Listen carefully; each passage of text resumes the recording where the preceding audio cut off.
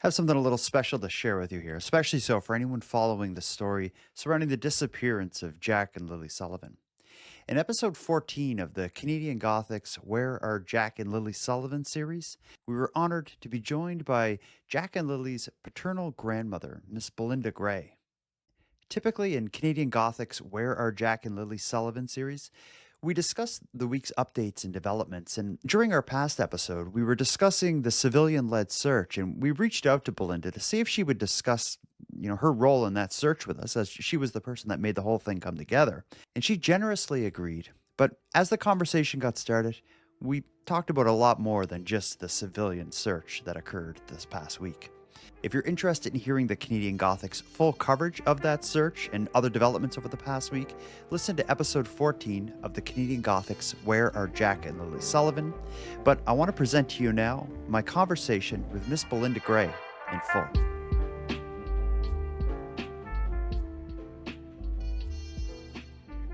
Belinda, for people who listen to my show, they've likely heard your name and probably heard your voice in some of the news clips that we've aired in past episodes covering the search for Jack and Lily, your grandchildren.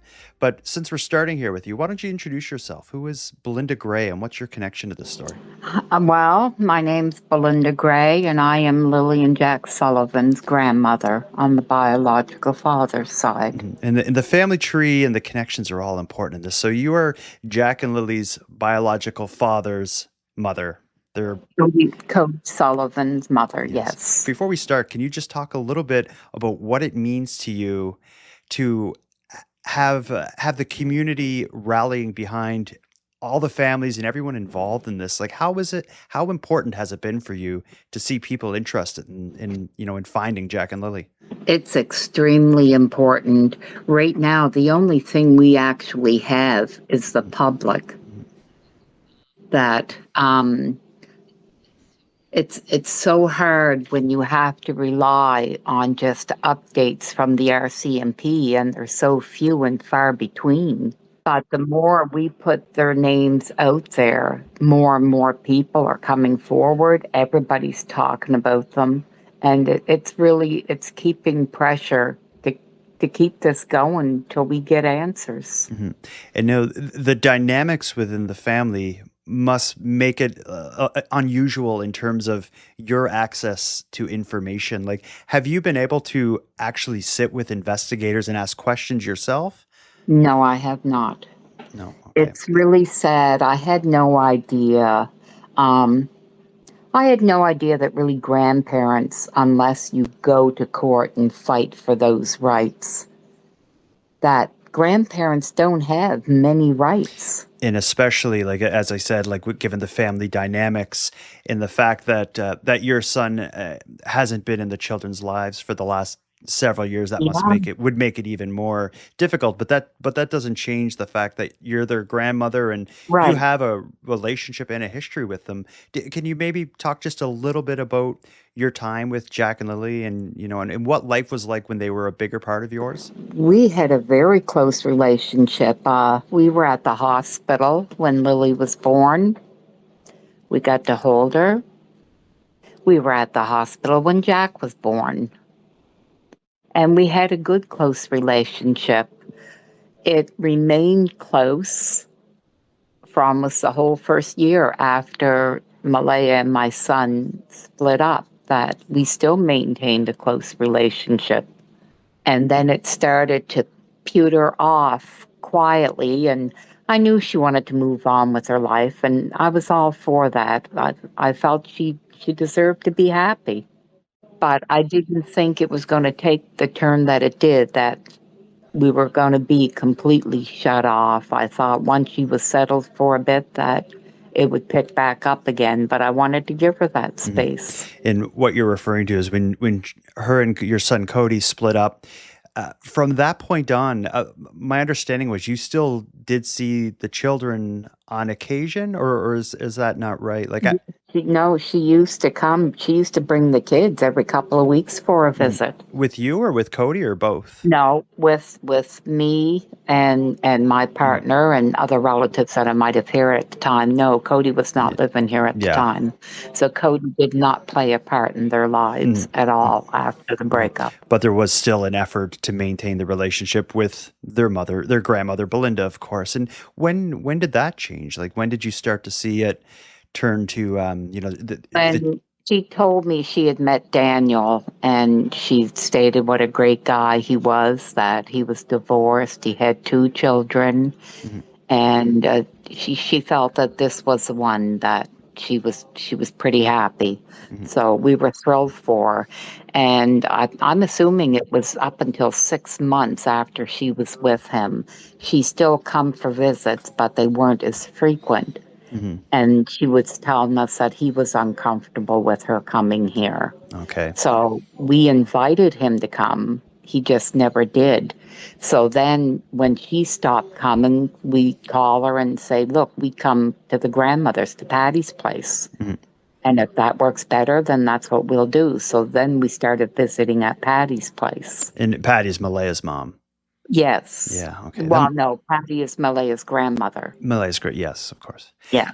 Yeah, that must be so hard. I just like I know I think I've said this to you before in a conversation we had, but for me like the relationship with a grandparent is like such a special one. Growing up myself, my grandmother and grandfather had a huge part in raising me. So I've always saw like the relationship with a grandparent as a sacred one. And I feel like there's no one in the world who loves someone the way their grandparents love them, even more so than parents. But It is such a beautiful feeling that it's really hard to describe, because as a parent, you're worried about raising your kids, you're worried about teaching them the right and wrongs, and there's that steady pressure mhm, until they get out on their mhm, own. yeah. As a grandparent, you just feel the love, Mhm. just the Yep, love. absolutely. Now, the reason we're connecting today is I wanted to ask you a few questions about what I'm referring to as the civilian search that occurred last week. There was an advocacy volunteer group, PBMH, yes. yeah, standing for Please Bring Me Home, and they did a ground search in Lansdowne Station for Jack and Lily, and you took part in it. So I wanted to ask you a little bit about it. So first off, when you heard that there was a civil, like this volunteer organization conducting a search as opposed to search and rescue or the RCMP or whatnot, what was your initial thoughts hearing that this was going to be happening? I had contacted PBMH back in, I think it was July, when I had first heard about them. And I went Mhm. on their website, and you fill out a form, you explain the whole situation, and I waited for them to get back to me. It wasn't until, I believe, the end of August, I reached out again to them, and that time they did respond and stated that they were interested and that they would be in touch. And then I was in touch with the person that was leading that investigation at the time, was Chrissy. She's their investigator. So I did an intake with her describing everything from my perspective, what I knew. So Mhm. Malaya's family was on board with the PBMH group too. So then it was Wow. decided that they would do a search. Okay. So before right now, I didn't realize it was you that actually put all of this in motion. Yes, yes. I was given their name. A woman did give me their name, Mhm. and because she was from Ontario and she was familiar with the organization, and she Mhm. told me I should try reaching out to see if they would respond, and yeah, they did. Wow. And so what they ended up doing was first they put a call out for interest saying if anyone wants to get involved in this search, Yes. sign up here and here's when we're going to do it and we're going to show up. You were one of the people that went on the search. So what was it actually like? Like what was the turnout? What did you do? Maybe talk us through the day of searching for Jack and Lily. Okay, we had about anywhere between 27 to 30 searchers.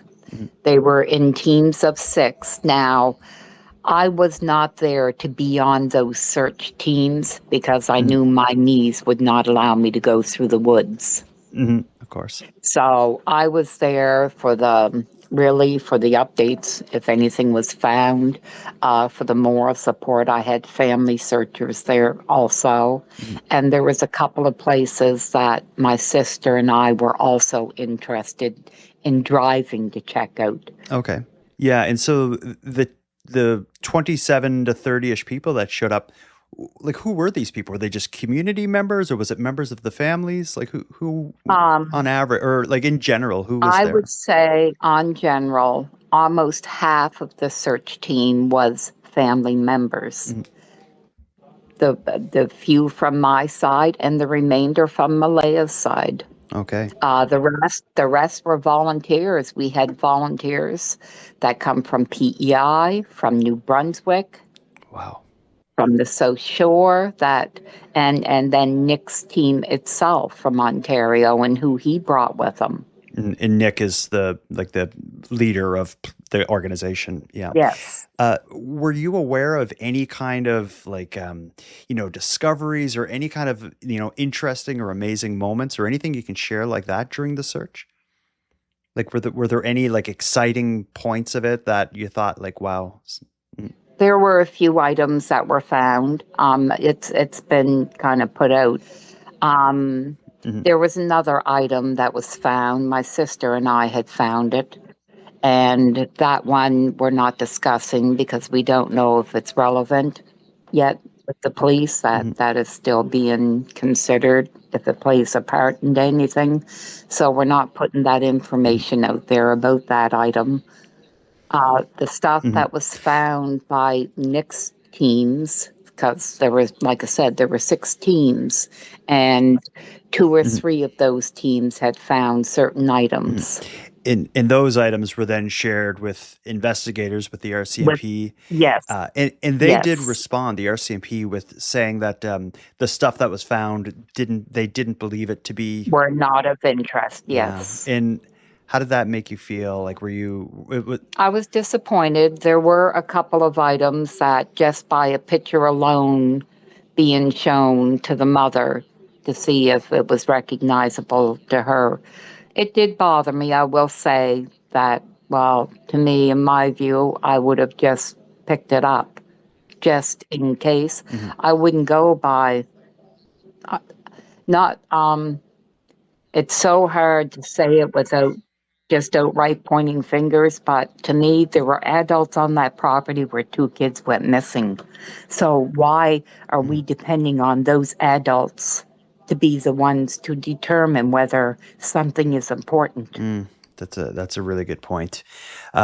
In the end, as far as moving the investigation forward, it didn't seem like, or it doesn't seem like this search was what was going to break the case open. But yourself, as someone who's watching closely of every twist and turn in this, how does it feel at this point now? Like, do you feel like this is going to go on forever?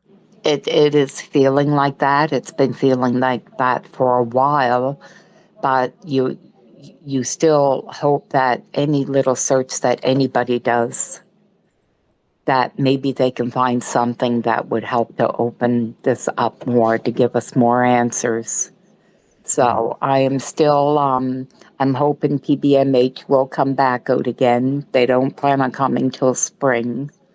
mhm, So I'm hoping the hunters that are out there, any of the ATV trails that the ATV people, the clubs and that use, I'm hoping everybody will just kind of keep their eyes open and pay attention to anything that stands out. Because mhm. I think the answers are there. We just need to find them. One thing I've noticed just as someone watching this story from the outside is in the early days, weeks, and even months, there was a lot more like mainstream news coverage. There was like it seemed like every couple days there was something new out, but it really seems like it's slowed down over the last month or so. Luckily, this search did was really brought Jack and Lily's names and faces back in the news. But aside from that, it's been a lot more quiet. Does that scare you as someone so close to this, like to go weeks without even news coverage? Scare is not even the word to describe it because you just don't want it to go quiet. I want everybody I want everybody to keep talking about this, to keep wondering, to keep asking questions. I want more volunteers that are willing to go out on their own or join a group and get together and look, let's do something for a weekend. Let's just go out and walk some trails because it's a big area and it's hard for anybody to cover because the area is so big. And I would like to see more searches taking place outside of the original search area.